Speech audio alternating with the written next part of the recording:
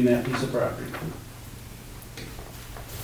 You know, and there's, I've walked that piece of property, you know, not only are the rail lines still, is the rail line still there, I don't know whether it's remains of a couple of different foundations from buildings, or if it's just dumped, broken up concrete, or whatever is on the property.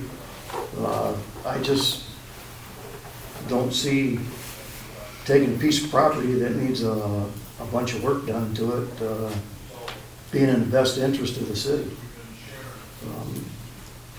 They're, you know, they talk about installing a ramp that's ADA compliant, you know, and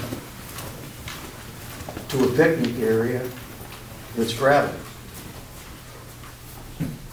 A ramp is not conducive to anybody that's in a wheelchair or a walker, and neither would a picnic area that's gravel. So if we're gonna do anything to make another park, it needs to be compliant for everybody. And gravel walkways do not work for people that are in wheelchairs. So, just another thing that, you know, I just don't see, that piece of property has no access to it other than from the rail trail. I said it when Mick was here last fall, and I'll say this, you know, same thing again. I just see it as him wanting to dump off a piece of property that he can't develop. And he just wants to give it to the city to get out from underneath it, because he can't use it for anything.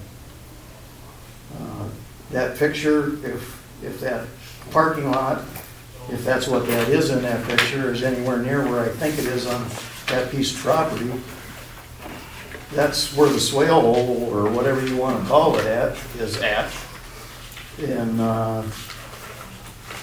you know, I think there's rules about wetlands and how close you can do anything to a wetland. So I think there's all kinds of stuff coming up there too, as far as permits go and everything else.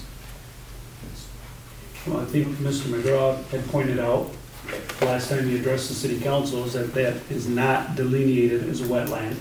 That is the state of Michigan definition, and the Muskegon Conservation District, who know a whole lot about wetlands and native species, are the ones who came up with this conceptual plan.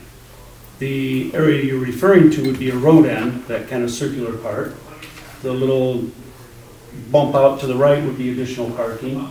The Conservation District has walked this site numerous times when they came up with this plan. Ramps that are at, I think it's a 2% grade, do meet ADA compliance, and gravel that is compacted also meet ADA compliance. We have that over at Lions Park and the White River Walkway. They call them fines and stones. So the Conservation District's task was to come up with a conceptual plan, rough cost estimates that